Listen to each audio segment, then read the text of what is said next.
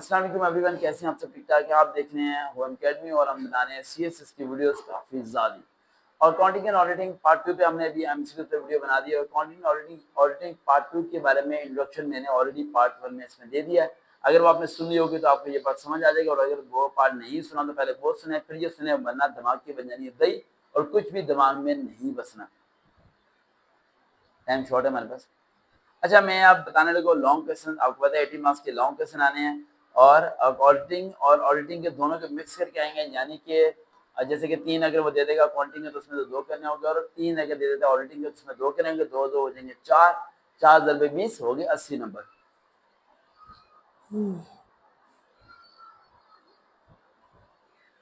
CSS की मेहनत CSS की वीडियो बनाने के लिए मैं सोता भी नहीं हूँ, दिन रात मेहनत कर रहा हूँ, जान लगा रहा हूँ, कोशिश कर रहा हूँ कि 30 अगस्त से 31 अगस्त से पहले पहले ये सारा काम मुकम्मल हो जाए, अल्लाह ताला के करम से, अल्लाह ताला के सपोर्ट से।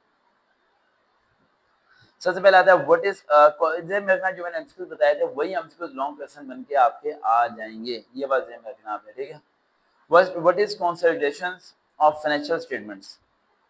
आगे explain accounting for the business combinations under IFRS. IFRS बताया था ना मैंने एमसीक्यू में, क्या बताया था? आईएफआरएस 16 क्या बताया था? लीज पे चीजें देते हैं, लीज पे यानी कि गिरवी चीजें देना, वो दिमाग चला के रखना। आईएफआरएस 16 एक्ट के मुताबिक लीज पे जो चीजें देते हैं उसे कहते हैं बिजनेस कॉम्बिनेशन कहना, यानी दोनों मिलकर कारोबार करें, उससे पैसा मिल गया, उससे जगह मिल गई बिजनेस करने के लिए।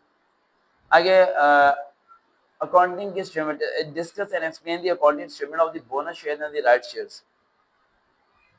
अगला क्वेश्चन आता है how is goodwill calculated in case of the ये बड़ा अल्फाज है एमलगेमेशंस या मर्जर। ये एमलगेशंस क्या हैं, वो भी एक ही बात है, यानी मिक्स हो जाना, मर्ज जो है ना। किसी भी कंपनी के हम गुडविल को यूज करते हैं, जैसे कि उसके नाम को यूज करते हैं। आपने जी एक शॉप ओपन की और आपने किसी और बंदे के नाम को इस्तेमाल किया, शॉप आपकी अपनी या किराया अपना, सब चीजें जिससे आप फ्रेंचाइज बिकती हैं वही चीज आती है उसके अंदर। आगे व्हाट इज सेगमेंट रिपोर्टिंग कैसे कहते हैं और ये इंपॉर्टेंट क्यों है। अगर discuss the impairment of the assets under IAS 36। IAS पढ़ लेना बेटा सारे। उसके बाद लीज अकाउंटिंग अभी मैंने बता चुका, उसके बाद में ब्रीफली स्टडी कर लेना।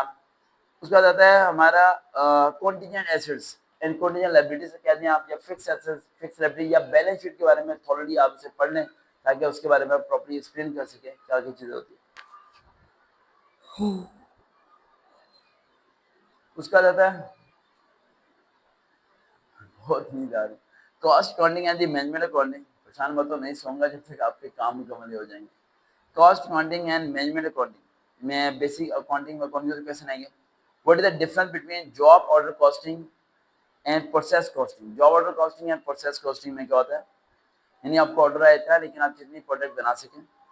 Explain activity based costing, ABC, इसे एबीसी कहते हैं। एबीसी पीछे हमसे पढ़ा था ना, ABC activity based accounting,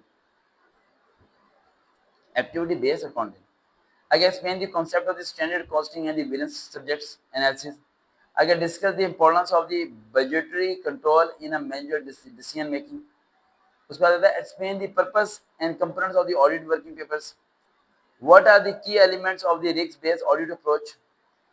Discuss the role of the international standard of the audit, ISA पढ़ा था, international standard audit in modern audit practice में क्या फर्क है। What is the significance of the internal audit? जब मेरा इंटरनल ऑडिट होता है, एक्सटर्नल ऑडिट होता है, और एक होता है इंटरम ऑडिट जो कि 6 महीने के बाद ऑडिट किया जाता है, ठीक है। इंटरनल ऑडिट जो होता है वो कंपनी का जो मैनेजर होता है वही ऑडिट कर रहा होता है, और जो एक्सटर्नल ऑडिट होता है बाहर से बंदे को हायर किया जाता है, उसे रेम्यूनरेशन दी जाती है, देन वो जाके कंपनी को चेक एंड बैलेंस करता है, ठीक है। उसके बाद different types of the audits कौन कौन से होते हैं, जैसे मैंने बताया स्टेटरी ऑडिट होता है, एनुअल ऑडिट होता है, इंटरम ऑडिट होता है, इस तरह अलग अलग ऑडिट होते हैं। जितने भी ऑडिट किए जाते हैं उसमें अगर जो बंदा है राइट उसे ये कहा जाता है कि आप फुल अथॉरिटी है, और ये 2 किस्म के आते हैं, उनसे क्वालिफाइड रिपोर्ट या नॉन क्वालिफाइड रिपोर्ट। तो ये 9 कैसे मैंने आपको 6 7 8 9 बता दिए, इन्हें आपने सुन लेना है और सॉरी लिखना है, नोट्स बनाने हैं। अच्छा जेब में रखिएगा अकाउंटिंग और ऑडिटिंग में, इसमें जेब में रखना, और अकाउंटिंग के क्वेश्चन जो देंगे प्रैक्टिकली दे सकते हैं, सॉल्व करने वाले वो आपको आने चाहिए। और जो ऑडिटिंग का सिस्टम है वो अथॉरिटी है, जिसके अंदर हेडिंग बनी चाहिए कम से कम 10 से 11 या 12 तो मिनिमम होनी चाहिए। देखते रहे चैनल हुआ, हम दोबारा मुलाकात होगी। अल्लाह हाफ़िज़।